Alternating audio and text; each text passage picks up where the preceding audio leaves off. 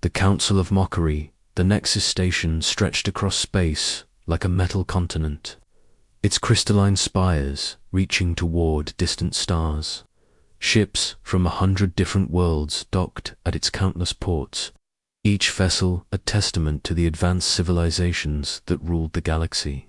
Some ships moved like living organisms, their hulls shifting and breathing.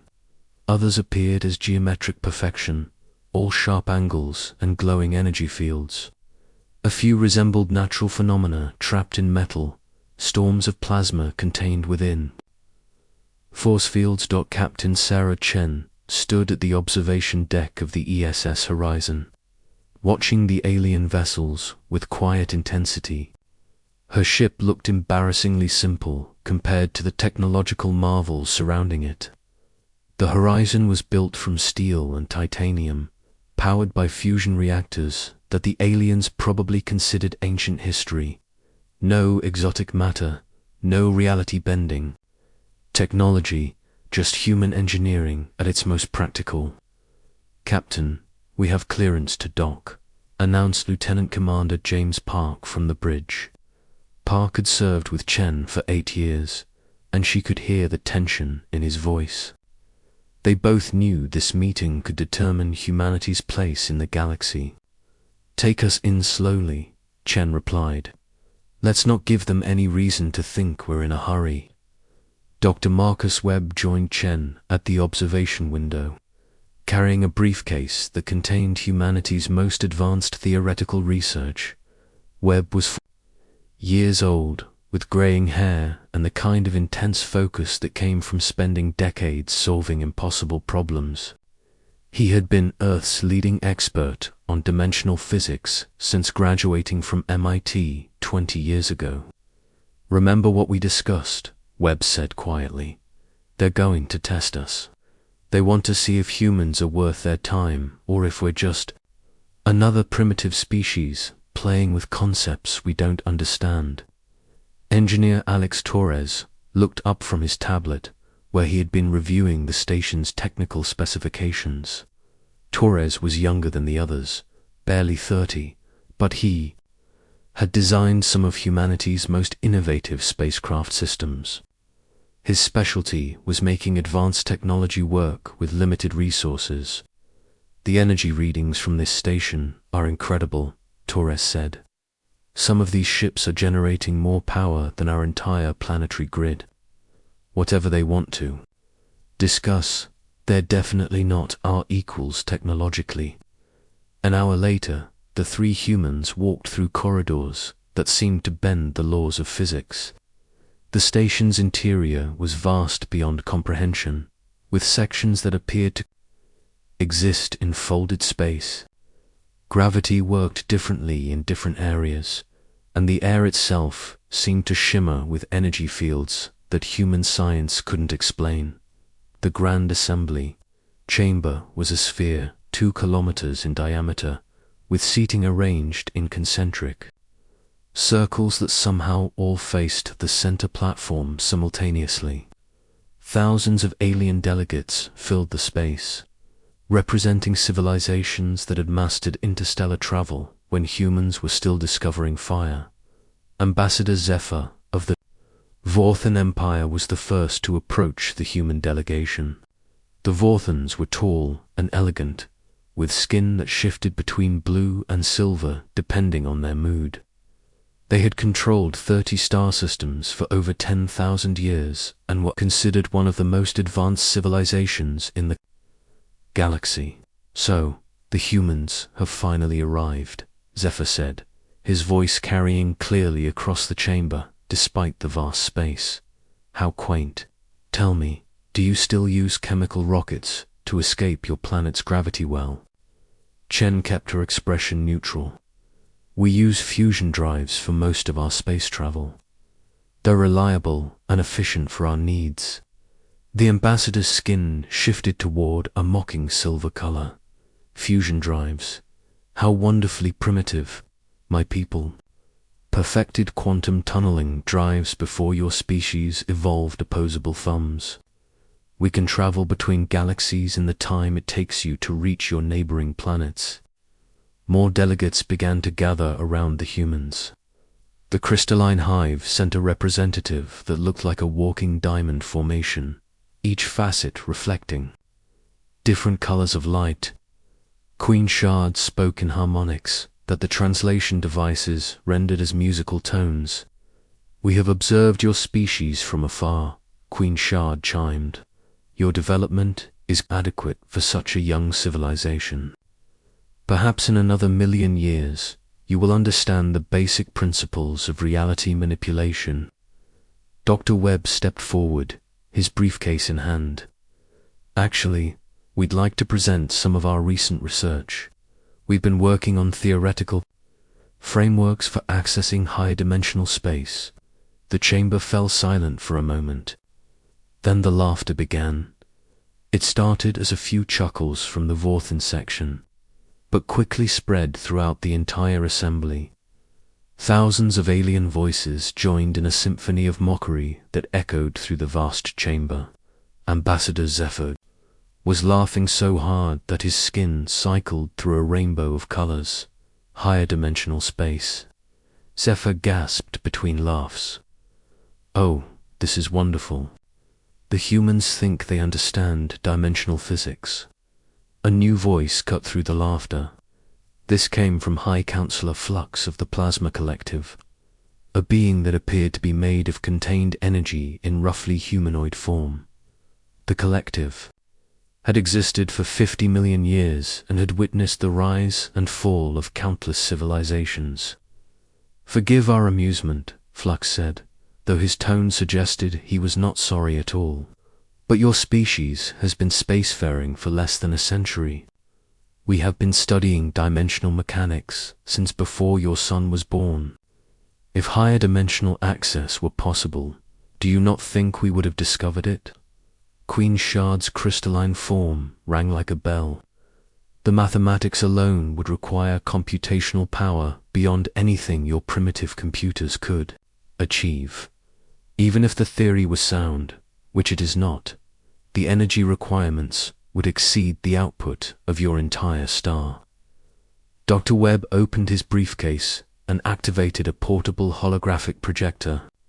Complex equations appeared in the air, showing theoretical frameworks for dimensional folding and quantum space manipulation. "We believe we've found a way to create stable portals into what we call the seventh dimension. The energy requirements are actually quite manageable if you approach the problem from the right angle." The laughter grew louder and more mocking. Some delegates were actually pointing at the human equations, sharing jokes about primitive mathematics and impossible physics.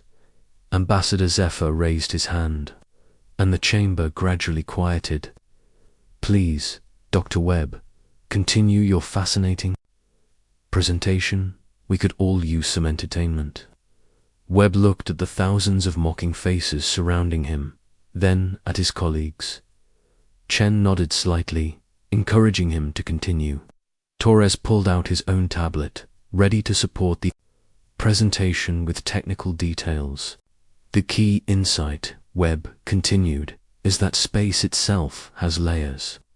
Most civilizations focus on manipulating the first 3 dimensions, or, at most, the 4th. But there are at least 7 dimensions accessible to properly configured technology. The 7th dimension exists parallel to our reality, but operates under different physical laws." High Counselor Flux made a sound like crackling energy. "Different physical laws? You mean like magic? Should we expect humans to start believing in mystical forces next?" "Not magic," Torres interjected. "Just physics that we don't fully understand yet. Human history is full of discoveries that seemed impossible until someone figured out how to make them work." A new delegate joined the conversation. This was Overmind Crix of the Hive Collective, a species that had achieved perfect biological unity across millions of individuals. Crix appeared as a shifting mass of organic technology, part machine and part living tissue. "Your species shows promise. Crick said in a voice that sounded like 1,000 individuals speaking in unison. But promise without understanding is merely delusion. We have analyzed your mathematics, and they are fundamentally flawed. You assume that dimensional barriers can be overcome through brute force application of energy. This shows a profound misunderstanding of how reality functions. Webb tried to explain the theoretical framework further, but the mockery intensified. Delegates began making jokes about human intelligence, human technology, and human arrogance. They suggested that humans should focus on basic survival skills, instead of pretending to understand advanced physics. Queen Shard delivered the final insult. In our experience, primitive species follow one of two paths. Either they destroy themselves through their own ignorance, or they are guided by more advanced civilizations until they reach maturity. Given your species' demonstrated capacity for self-destruction, we estimate you have perhaps 50 years before extinction. The chamber erupted in agreement. Thousands of alien voices expressed their certainty that humanity was doomed to failure. Some delegates even began placing bets on exactly how humans would eliminate themselves.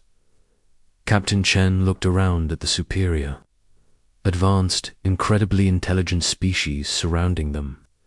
They were all so certain of their own greatness, so convinced that humans would never amount to anything significant. She helped Webb pack his equipment, while Torres gathered the technical specifications they had hoped to share. Asterisk. As they walked toward the exit, Chen heard fragments of conversation from the alien delegates. They discussed humanity as if humans were an interesting but ultimately doomed experiment. Some suggested that human space should be quarantined to prevent the spread of dangerous primitive thinking. Others proposed that humans should be relocated to a single planet and monitored until they evolved better judgment. Captain, Webb said quietly as they reached the corridor, maybe they're right. Maybe we are trying to understand things beyond our capabilities.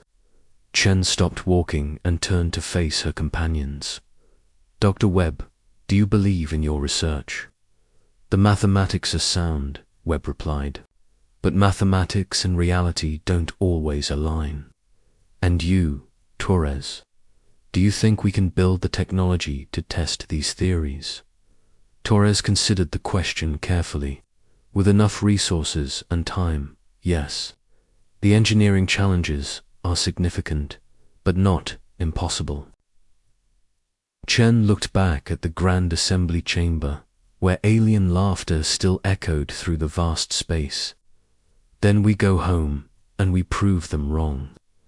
They think we're primitive because we approach problems differently than they do. Maybe that's exactly what we need to succeed where they've failed. The three humans returned to their simple fusion-powered ship and prepared to leave the station. Behind them, the aliens continued their celebration of superior knowledge and technology. None of them suspected that they had just made a mistake that would reshape the balance of power in the galaxy. As the ESS Horizon undocked from Nexus Station, Dr. Webb was already sketching new equations in his notebook. Torres was designing modifications to existing human technology. Captain Chen was planning how to convince Earth's government to fund the most ambitious scientific project in human history. They had been humiliated, mocked, and dismissed, but they were also motivated in a way that no human had ever been motivated before. The galaxy's most advanced civilizations had just challenged humanity to prove its worth. The challenge had been accepted. Asterisk. The seventh dimension, Revelation 5 years had passed since the humiliation at Nexus Station. In the depths of Saturn's moon Titan, buried beneath kilometers of ice and rock, humanity's most secret facility hummed with activity. The Prometheus Research Complex was invisible to any external sensors, its existence known only to the highest. levels of Earth's government, and the 57 scientists and engineers who worked there. Dr. Marcus Webb stood before a wall of monitors displaying impossible data. The numbers should have been meaningless. The readings should have indicated equipment failure. But Webb knew better. After 5 years of relentless research, they had finally achieved something that the galaxy's most advanced civilizations had dismissed as theoretical nonsense. "Run the stability test again," Webb told his assistant, Dr. Elena Buscus. Elena had joined the project 2 years ago, bringing expertise in quantum mechanics that complemented Webb's dimensional physics research. "Field coherence is holding at 97.3%, Elena reported. "Duration ... for minutes and 18 seconds. "Marcus, this is incredible. We've achieved stable dimensional folding for over 4 minutes. Webb smiled for the first time in weeks. "That's long enough to prove the concept works," signaled the Admiral. Admiral Sarah Chen, now promoted from captain after her recommendation led to the creation of the Prometheus project, walked through the facility's main corridor. The complex was vast, carved from solid rock and ice, with laboratories that contained equipment found nowhere else in human space.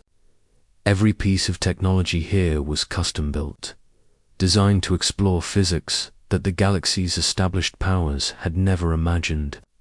"Dr. Webb," Chen said as she entered the main laboratory, "I understand you have news." Webb gestured to the monitors, showing the test results. "We've done it, Admiral.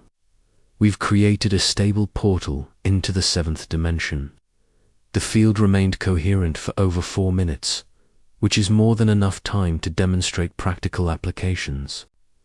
Chen studied the data, though she understood only a fraction of what she was seeing.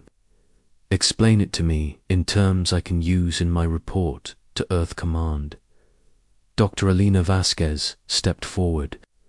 "Imagine reality as a building with multiple floors. Most civilizations live and work on the ground floor.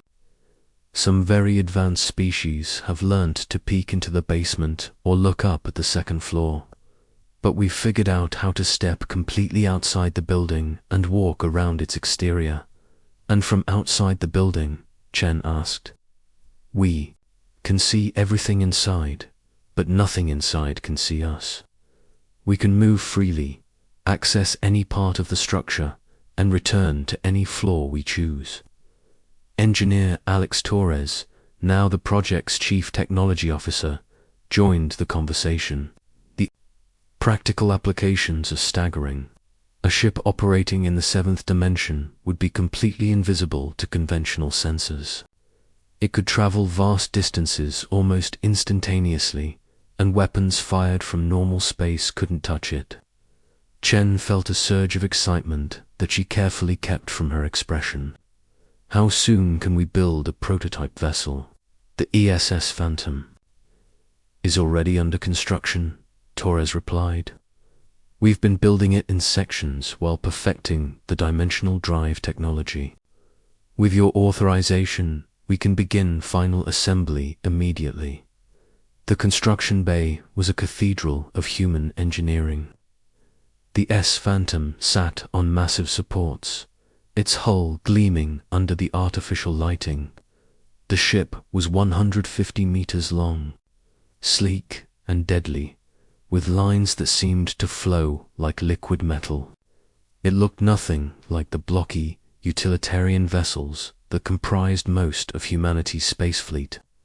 "She's beautiful," Chen said, running her hand along the ship's hull. "What's her operational capacity?" "Crew of 12, Torres replied. "The dimensional drive takes up significant space, but we've managed to fit full life support, weapons, systems, and scientific equipment. She can operate independently for 6 months." Dr. Webb pointed to a series of crystalline structures integrated into the ship's hull. "Those are the dimensional field generators. They create a bubble of 7th dimensional space around the entire vessel. Once activated, the ship exists partially outside normal reality. Partially, Chen asked. The crew remains in normal space, but the ship itself phases between dimensions. It's like being inside a submarine that can dive into an ocean that exists, perpendicular to our reality. Commander Lisa Park, Chun's former helmsman and now the Phantom's designated captain, climbed down from the ship's main airlock. Park had spent the last year training for this moment, learning to pilot a vessel that operated under entirely different physical laws. All systems check out, Park reported. The dimensional drive is calibrated and ready for testing. Dr. Webb's team has run thousands of simulations, and everything indicates the ship will function as designed. Chen looked at the assembled team. These 57 people had worked in complete secrecy for 5 years, driven by the memory of alien laughter and the determination to prove humanity's worth. Now they were about to test technology that could change the balance of power in the galaxy. Dr. Webb, are you certain this will work? Webb considered the question carefully.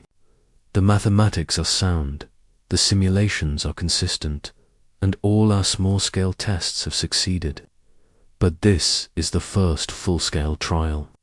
There's always a risk with untested technology. What kind of risk? The ship could be destroyed.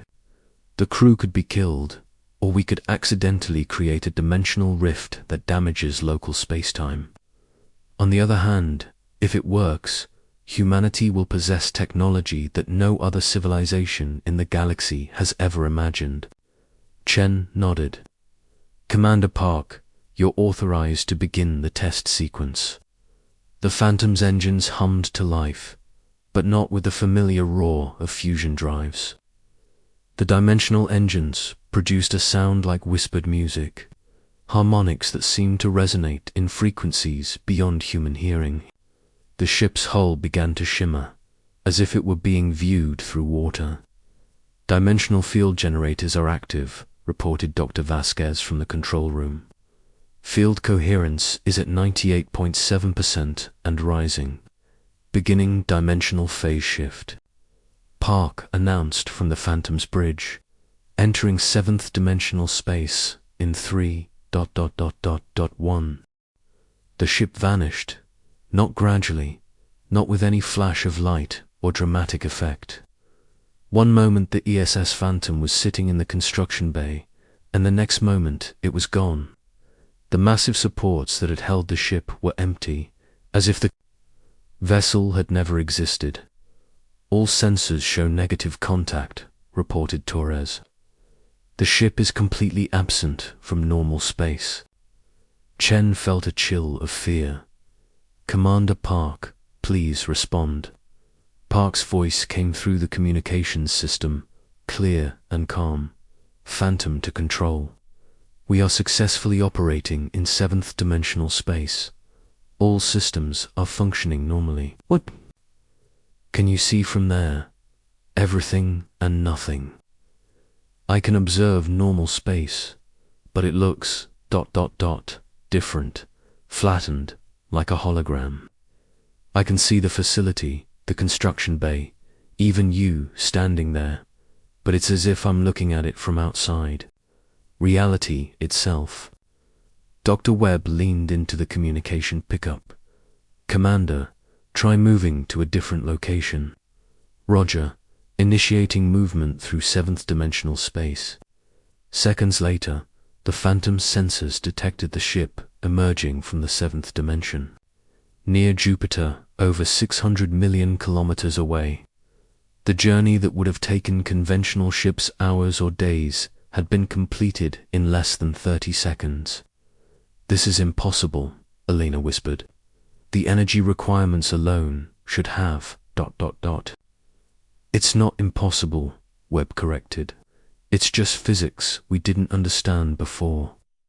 The 7th dimension operates under different rules. Distance and time don't function the same way there. The communication system crackled with Park's voice. Control, I'm detecting multiple contacts in normal space. Large ships, non-human configuration. Chen felt her blood turn cold. How many ships? Approximately 300 vessels, Admiral. They appear to be Vorthan Empire warships with support from other alien civilizations. They're positioned at the edge of the solar system. Torres was already pulling up tactical displays. Admiral, that's an invasion fleet. They're probably here to enforce the Galactic Council's decision about humanity's future. Chen realized that their test had become something much more significant. The aliens had come to deal with the human problem, but they had no idea that humans had just achieved a breakthrough that would change everything.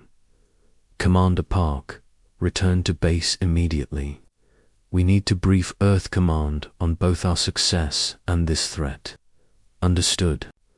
Beginning, return, journey through seventh-dimensional space. The Phantom reappeared in the construction bay exactly where it had vanished, as if it had never left. Park and her crew emerged from the ship with expressions of wonder and excitement. Admiral, Park said, this technology is beyond anything I imagined. From the seventh dimension, we could observe the entire alien fleet without being detected. We could attack from any angle, disappear before they could respond, and reappear anywhere we choose. Dr. Webb was already calculating possibilities. A single ship operating in seventh-dimensional space could engage an entire fleet with relative safety. The aliens have no weapons that can target something that doesn't exist in their reality. Chen looked at the Phantom, then at the team of scientists and engineers who had made this moment possible. 5 years ago, they had been laughed at and dismissed. Now they possessed technology that could make humanity the most powerful civilization in the galaxy. Dr. Webb, how quickly can we build more ships? With unlimited resources and priority construction, maybe 6 months for the next vessel. But Admiral, we don't need a fleet. One ship with this technology could demonstrate to the aliens that they severely underestimated humanity. Chen smiled, remembering the mockery at Nexus Station. Ambassador Zephyr said we were primitive. High Counselor Flux said we didn't understand physics. Queen Shard said we would destroy ourselves within 50 years. And now, Torres asked. Now, we show them what happens when you underestimate a primitive species with good engineering skills and unlimited determination. The ESS Phantom sat in its construction bay, looking deceptively simple. But inside its hull was technology that would force the galaxy's most advanced civilizations to reconsider everything they thought they knew about reality, physics, and the potential of humanity.